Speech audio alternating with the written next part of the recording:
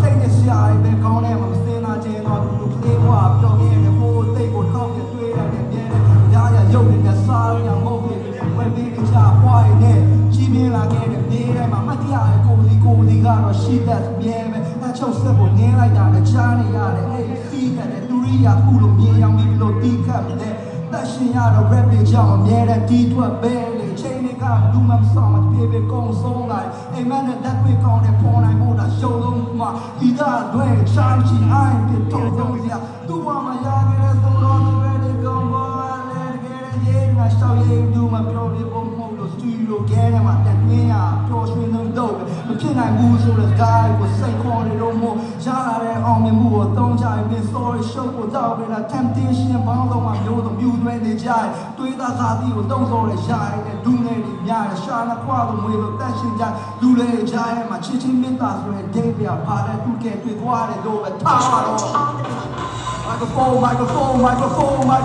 microphone